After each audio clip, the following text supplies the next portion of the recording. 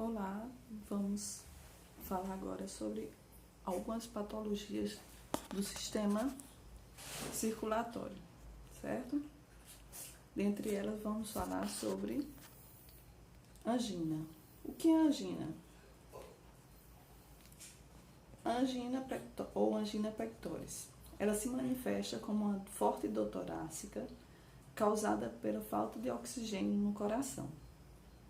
Muitas vezes vem acompanhada de uma sensação de aperto e queimação que se prolonga um pouco acima do tórax e pode se espalhar para os braços, costas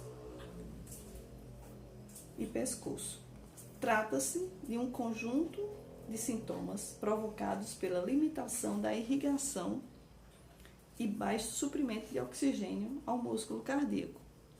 Essa insuficiência ocorre em razão do estreitamento das artérias, causados por aterosclerose, que é o acúmulo de gordura nos vasos sanguíneos, que levam sangue ao órgão. A evolução do caso de angina pode provocar um infarto. Quais são os sintomas da angina? Os sintomas da angina costumam se manifestar de forma mais intensa durante a atividade física, estresse emocional, baixas temperaturas e decrescem durante o repouso. Por que esses sintomas na baixa temperatura? Porque se já há uma diminuição do suprimento sanguíneo, caracterizado pela diminuição dos vasos das luzes dos vasos sanguíneos, nas baixas temperaturas há também uma constricção dos vasos. Isso resulta também numa menor perfusão de sangue nos vasos sanguíneos, certo? Então, se já está com as placas de ateroma, as placas de gordura, que são chamadas ateroma, nas paredes dos vasos sanguíneos, e as baixas temperaturas diminuem a luz do vaso sanguíneo, consequentemente, vai também haver uma diminuição da passagem de sangue pelos vasos. Outro sintoma é o desconforto e pressão no peito, cansaço, uma respiração rápida, náuseas e taquicardia. Caso apresente esse quadro, é importante buscar atendimento médico o mais rápido possível. A diferença da angina para um infarto é que no momento que cessa o exercício, por exemplo, cessa a dor causada por alguma atividade física, imediatamente ao cessar e a pessoa ficar em repouso, a dor cessa. No caso do infarto, mesmo em repouso, a pessoa continua sentindo os mesmos sintomas, dor forte, dor precordial, que se irradia para o lado esquerdo, puxando para o braço, como a gente fala. É uma dor precordial muito forte, devido à falta de oxigenação que não chega ao coração. Quais são os fatores de risco? A aterosclerose. Lembrem bem desse nome. Aterosclerose. O acúmulo de placas de gordura na luz dos vasos sanguíneos. Essas placas de gordura são chamadas de ateroma. É a obstrução das artérias por placas de gordura. É a principal causa da angina. O problema também pode ser desencadeado por inflamações ou infecções das artérias e das doenças das válvulas cardíacas. Os fatores de risco clássicos para angina são obesidade, sedentarismo, tabagismo, hipertensão arterial, diabetes, alterações no colesterol e triglicerídeo e fatores genéticos. Qual é a prevenção para a angina? O controle dos fatores de risco é a melhor forma de prevenir a angina. Adotar uma dieta saudável, rica em frutas, vegetais e cereais, e um consumo reduzido de industrializados, gordura animal, açúcar e sódio é uma medida importante para evitar esses e outros problemas cardíacos. A prática de atividade física regular também é uma mudança de hábito necessária para evitar a doença. Qual é o tratamento? O tratamento da angina, na maioria dos casos, é feito com medicação específica, que incluem fármacos vasodilatadores, porque ajudam a aumentar justamente a luz do vaso sanguíneo, e os beta-bloqueadores, que aumentam a irrigação sanguínea ao músculo cardíaco. Algumas situações exigem procedimento cirúrgico, como a implantação de pontes em artérias coronárias ou angioplastia, que consiste na implantação de um balão inflado das artérias estreitadas a fim de expandi-las e desbloqueá-las. Lembrando que a angioplastia tem um papel tanto de diagnóstico como tratamento, certo? Às vezes, o médico solicita uma angioplastia para verificar quais são as artérias que estão obstruídas. E ao longo do processo que está fazendo a angioplastia, já está fazendo também o tratamento, ou seja, está inflando o balãozinho que é conectado ao tubo e inserido pela artéria, onde vai pesquisar através de uma microcâmera as artérias que estão obstruídas. Então, ao perceber que tem alguma artéria obstruída por placas de gorduras, eles inflam através de computadores, né? A questão infla o balão e aí tem a luz do vaso sanguíneo, ela se expande, facilitando a passagem de sangue por essas artérias. Caso isso não aconteça, caso seja uma quantidade muito grande de artérias obstruídas, os médicos optam por uma cirurgia cardíaca, a ponte de safena, onde é retirada uma veia da perna, a veia safena, e coloca-se, faz uma ponte, pega da artéria onde não está obstruído, coloca-se, firma-se essa veia e faz uma ponte até o outro lado, onde justamente vai haver a irrigação sanguínea. Então, assim, não tira a artéria obstruída, certo? Sim, ela faz simplesmente, o próprio nome já diz, ponte. Ela faz a ponte, deixando a artéria obstruída, e aquela artéria obstruída ela não vai ter mais função nenhuma, visto que vai ter uma nova artéria fazendo justamente a atividade a qual a outra não o fez, certo? Agora vamos falar sobre outras patologias inerentes ao sistema circulatório. O que é a hipertensão, né? A hipertensão arterial sistêmica ou pressão alta é muito comum e cada vez mais pessoas têm, infelizmente, ficado com esse problema. A hipertensão arterial sistêmica é causada por ela é uma condição clínica multifatorial, caracterizada por níveis elevados e sustentados de pressão arterial, considerando valores de pressão arterial maiores ou iguais a 140/90. O que é pressão sistólica e diastólica? Quando seu coração bate, ele contrai e bombeia sangue pelas artérias para o resto do seu corpo. Esta força cria uma pressão sobre as artérias, isto é chamado de pressão arterial sistólica, pressão alta, né? Há também a pressão diastólica, que indica a pressão das artérias quando a contração está em repouso, entre uma batida e outra. É a máxima e a mínima. Sistólica é a pressão máxima e diastólica é a pressão mínima. A classificação é classificada em ótima, quando é menor do que 12/8, ou seja, 120/80. Normal, quando é 13, 130/85. Limítrofe, quando é 130 a 139 e a diastólica 85/89. E temos as hipertensões no estágio 1, no estágio 2, no estágio 3 e a hipertensão sistólica isolada, quando a pressão sistólica equivale a 140 e a diastólica menor do que 90. A hipertensão pode ser dividida em 3 estágios, como já foi falado, definidos pelos níveis de pressão arterial. Esses números, somados às condições relacionadas ao paciente vem a ter como diabetes ou histórico de AVC, determina se o risco de morte cardiovascular do paciente é leve, moderado, alto ou muito alto. Além disso, quanto mais alta a pressão arterial, maior a chance de o paciente precisar usar medicamentos. Estágio 1. Hipertensão acima de 130 por 90 e abaixo de 160 por 100.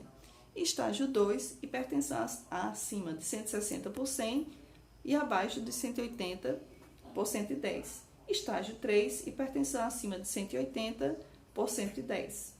Quais são as causas da hipertensão?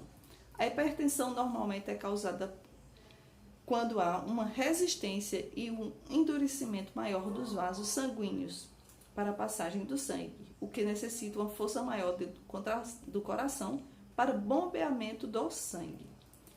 Quais são os fatores de risco? Ou seja, o que leva uma pessoa a ter uma hipertensão arterial? A hipertensão é herdada dos pais em 90% dos casos. Em uma minoria, a hipertensão pode ser causada por uma doença relacionada a distúrbios da tireoide ou em glândulas endócrinas, como a suprarrenal. Entretanto, há vários outros fatores que influenciam no nível de pressão arterial, tais como consumo de bebidas alcoólicas, obesidade, idade, consumo excessivo de sal, gênero e etnia, maior em homens e em indivíduos de cor branca e indivíduos de cor não branca, idade, sedentarismo, o tabagismo, porque o tabagismo ele também enrijece as artérias e às vezes os vasos sanguíneos. Ele tem o tabagismo tem essa questão de endurecer os vasos sanguíneos. Alterações no nível de colesterol, as dislipidemias, como a gente chama, diabetes mellitus, história familiar prematura de doença cardiovascular, homens menores de 55 anos e mulheres menores de 65 anos. Os sintomas da hipertensão, quais são? Dor no peito, dor de cabeça, tonturas, zumbido no ouvido, visão turva. Muito embora muitas pessoas apresentem hipertensão arterial sistêmica e não apresentem nenhum sintoma, são chamados assintomáticos, que é um grande risco, que na maioria das vezes nem percebe que está com a hipertensão arterial alterada, e aí pode comprometer. Assim, como não sentem nada, não procuram rapidamente a unidade ou o hospital, e aí podem protelar esse problema por mais tempo. O tratamento da hipertensão. A hipertensão não tem cura, mas tem tratamento para ser controlada. Somente o médico poderá determinar o melhor método para cada paciente, que dependente das comorbidades e medidas da pressão. É importante ressaltar que o tratamento para a hipertensão inicia-se a partir da mudança do estilo de vida, associado ou não a medicamentos, ou seja, uma alimentação saudável, manter o peso adequado, se necessário, mudando os hábitos alimentares, não abusar do sal, utilizando outros temperos que ressaltam o sabor dos alimentos, praticar atividade física regular, aproveitar os momentos de lazer, abandonar o fumo, moderar o consumo de álcool, evitar alimentos gordurosos, controlar o diabetes e outras comorbidades. A hipertensão tem cura? Como já dissemos, não. A hipertensão primária não tem cura, mas tem um excelente controle através dos medicamentos e a mudança no estilo de vida. Alguns casos de hipertensão arterial são secundários a uma outra doença ou algum fármaco ou droga, e esses casos podem ser curados. Tipo, por exemplo, se alguma outra patologia está causando essa hipertensão arterial e essa outra patologia ela é tratável, então a hipertensão, a pessoa volta a ter uma pressão normal. E tem alguns medicamentos que podem elevar a pressão. Então, quando é retirado esse medicamento, o que acontece? A pressão volta à normalidade. Quais são as complicações possíveis de uma hipertensão arterial? As principais complicações da hipertensão são o AVC, a trombose, o infarto agudo do miocárdio ou doença renal crônica. Além disso, a hipertensão pode levar a uma atrofia do músculo do coração, causando arritmia, que pode levar a uma arritmia cardíaca. É importante ressaltar que qualquer combinação de fatores de risco é sempre muito mais grave, pois o risco das comorbidades, ou seja, outras doenças associadas, é multiplicado. Em média, uma pessoa com hipertensão que não controla o problema terá uma doença mais grave daqui a 15 anos. Exemplo, se você é diagnosticado aos 40 anos de idade com hipertensão arterial, não controla, nem com medicamentos, nem a mudança de hábitos alimentares, o que é que pode acontecer daqui a 15 anos, quando você estiver com 55 anos, você pode desencadear problemas renais, problemas de insuficiência cardíaca congestiva, ou ter sequelas de um AVC, ou já ter tido algum problema de infarto, ou ter problemas de arritmia cardíacas ou angina, certo? Agora vamos falar sobre outras doenças características do sistema circulatório. Essas propriamente, fazem parte do músculo cardíaco, que é justamente a endocardite, que a endocardite é uma infecção do endocárdio. Esse endocárdio é o revestimento interno do coração, que normalmente a doença acontece quando uma bactéria ou germes de outra parte do corpo, como os da boca, se espalham pelo sistema sanguíneo, se ligando às áreas afetadas do coração. A endocardite é incomum em pessoas com coração saudável. Quando o sangue passa dos átrios para os ventrículos, as válvulas impedem a volta de sangue, mantendo o fluxo sempre na mesma direção. São estas válvulas que podem ser infectadas por bactérias, fungos, vírus ou outros micro-organismos. Se não for tratada, a doença pode danificar ou destruir as válvulas do coração, trazendo complicações para o resto da vida. O que é que acontece? Problemas como gengivites, cáries, problemas de garganta, inflamações de garganta não tratadas e não curadas, as bactérias podem percorrer a corrente sanguínea e irem justamente para as válvulas do coração e aí podem causar o problema da endocardite. Quais são as causas? A endocardite acontece quando os germes entram na corrente sanguínea, viajam até o coração, normalmente com alguma condição de saúde já pré-existente, e se ligam às suas válvulas ou tecido. Na maior parte dos casos, a infecção é causada por uma bactéria, mas fungos ou outros micro-organismos também podem ocasionar a doença.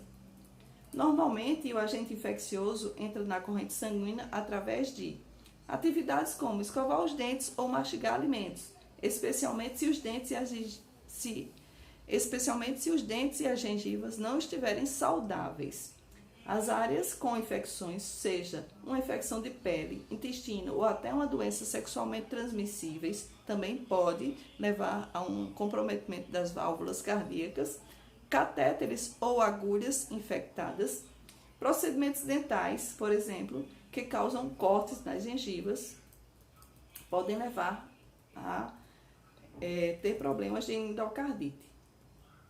Os fatores de risco.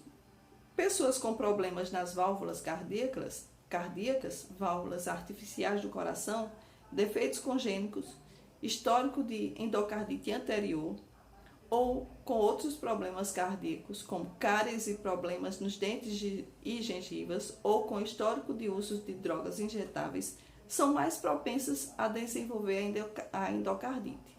Quais são os sintomas da endocardite? A endocardite pode se desenvolver vagarosamente ou de repente, dependendo de qual infecção está originando o problema e se a pessoa já teve algum problema cardíaco. Os sintomas podem variar, mas a maioria inclui febre e calafrios. Por que febre? Porque é uma infecção, certo? Tudo que termina em it é inflamação. Febre e calafrios, sopro no coração, fadiga, que é o cansaço, dor nos músculos e articulações, sudorese noturna, respiração curta, palidez, tosse persistente. Perda de peso não intencional, ou seja, a pessoa vai perdendo peso sem que queira, sangue ou outras alterações na urina, suor nos pés, pernas e abdômen, nódulos de Osler, que são pontos vermelhos dolorosos embaixo da pele dos dedos, petequias, que é parecido com pequenas picadas de muriçoca, roxas ou vermelhas na pele, ou manchas brancas nos olhos ou dentro da boca. Qual é o tratamento da endocardite? O tratamento da endocardite normalmente se dá com o uso de antibióticos fortes, porque a bactéria já é extremamente resistente a outros antibióticos. Então, geralmente são intravenosos. Por que são intravenosos? Porque tem uma maior rapidez no tratamento da bactéria, certo? Atua diretamente na corrente sanguínea. Durante 4 a 6 semanas, a pessoa fica tomando essa medicação endovenosa durante 4 a 6 semanas, ou seja, quase 40 dias.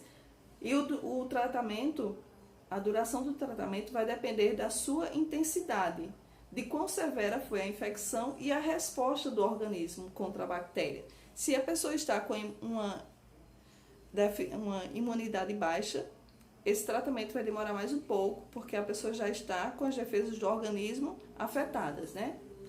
Em alguns casos, dependendo de quanto a válvula já foi danificada, pode ser necessário realizar uma cirurgia no local, ou seja, colocar uma nova válvula, certo? Retirar a que está acometida com a bactéria e fazer uma cirurgia colocando uma válvula, para justamente fazer o papel da válvula danificada. Quais são os medicamentos para endocardite? Quando a endocardite é causada por bactérias, os medicamentos mais usados para o tratamento da doença são a amoxicilina, BBPEN e eritromicina. Porém, a eritromicina já não está mais sendo utilizada, certo? Agora vamos falar sobre outra patologia, outra inflamação do coração. Nesse caso, vamos tratar da miocardite. Propriamente dita, a miocardite é o músculo cardíaco. Então, essa inflamação causa justamente uma inflamação no músculo cardíaco. Quais são os principais sintomas e o tratamento? A miocardite é uma inflamação do músculo do coração, que pode surgir como uma complicação durante diferentes tipos de infecções no organismo, causando sintomas como dor no peito, falta de ar ou tonturas. Na maioria dos casos, a miocardite surge durante uma infecção por vírus, como gripe ou catapora, mas também pode acontecer quando existe uma infecção por bactérias ou fungos, sendo nestes casos normalmente é preciso que a infecção esteja muito avançada. Além disso, a miocardite pode ser decorrente de doenças autoimunes, como o lúpus eritematoso sistêmico, uso de alguns medicamentos e consumo excessivo de bebidas alcoólicas, por exemplo. A miocardite tem cura e geralmente desaparece quando a infecção fica curada. No entanto, quando a inflamação do coração é muito grave ou não desaparece, pode ser necessário ficar internado no hospital. Quais são os principais sintomas? Nos casos mais leves, como durante uma gripe ou resfriado, por exemplo, a miocardite não provoca qualquer tipo de sintoma. Porém, nos casos mais graves, como no caso de infecções bacterianas, pode surgir dor no peito, batimento cardíaco irregular, sensação de falta de ar, cansaço excessivo, inchaço das pernas e pés e tonturas. Como tratar a miocardite? O tratamento normalmente é feito em casa, com repouso para evitar excesso de trabalho por parte do coração. No entanto, durante esse período, também se deve fazer o tratamento adequado da infecção que esteve na origem da miocardite e por isso pode ser necessário tomar antibióticos, antifúngicos ou antivirais. Por exemplo, além disso, se surgirem sintomas de miocardite ou se a inflamação estiver dificultando o funcionamento do coração, o cardiologista pode indicar o uso de alguns remédios como remédios para pressão alta, como captopril, ramipril ou losartana, que relaxam os vasos sanguíneos e facilitam a circulação de sangue, reduzindo sintomas como dor no peito e falta de ar. Os beta-bloqueadores, como metoprolol ou bisoprolol, que ajudam a fortalecer o coração, controlando os batimentos irregulares. E os diuréticos, como furosemida, que elimina o excesso de líquido no corpo, diminuindo o inchaço das pernas e facilitando a respiração. Por fim, vamos falar sobre a pericardite. A pericardite é a inflamação do pericárdio, uma espécie de bolsa que envolve o coração, certo? O pericárdio, ele reveste o coração, o músculo do coração, o miocárdio, e é composto por duas estruturas, o pericárdio fibroso e o pericárdio seroso, constituído por duas lâminas, a parietal e a visceral. A parietal entra em contato com o músculo cardíaco e a visceral entra em contato com as vísceras, certo? Entre o pericárdio fibroso e o seroso, e entre essas duas lâminas do pericárdio seroso, há uma formação de espaços virtuais preenchidos por finas camadas de líquido lubrificante, que ajudam justamente para que evite o atrito do músculo cardíaco. E o que acontece? É justamente nesse líquido que as bactérias se alojam. O pericárdio tem como função manter o coração em sua posição e impedir que ele se encha de sangue além de sua capacidade. Quais o sinônimo de pericardite? Inflamação do pericárdio. Quais são as causas? As causas da pericardite muitas vezes não podem ser determinadas. Nesses casos, a condição é chamada de pericardite idiopática, ou seja, não temos uma causa específica que levou um paciente a ter pericardite. Em outras, pode ser ocasionada por vírus, bactérias, fungos. Doenças autoimunes, como o lúpus, metástases adjacentes de diversos tipos de cânceres, hipotireoidismo, insuficiência renal crônica, febre reumática, tuberculose, infarto do miocárdio, lesão no trauma no tórax, miocardite e radioterapia no tórax, comum no tratamento de diversos tipos de câncer, e os efeitos colaterais decorrentes do uso de alguns medicamentos. Quais são os sintomas? Dor no peito aguda e contínua, dificuldade para respirar, principalmente ao deitar, e que geralmente melhora quando a pessoa senta e permanece com o tórax ereto, ansiedade, tosse seca, fadiga e febre. Pode haver ocorrência também de atrito pericárdico, resultando da fricção entre as camadas do pericárdio. Além disso, a dor, localizada no centro ou do lado esquerdo do tórax, pode irradiar-se para o ombro esquerdo e para o pescoço. Quais são os tratamentos para pericardite? Os casos mais leves de pericardite são tratados com medicamentos anti-inflamatórios e analgésicos, que ajudam a amenizar a dor. Se o paciente não apresentar complicações, ele pode fazer o tratamento oral em casa, devendo, contudo, evitar esforços. Os pacientes com a forma mais grave de pericardite, o derrame pericárdico, ou ainda aqueles que apresentam alguma outra doença grave associada, devem ser hospitalizados para seguir o tratamento. Dependendo das causas de pericardite, elas também devem ser tratadas individualmente.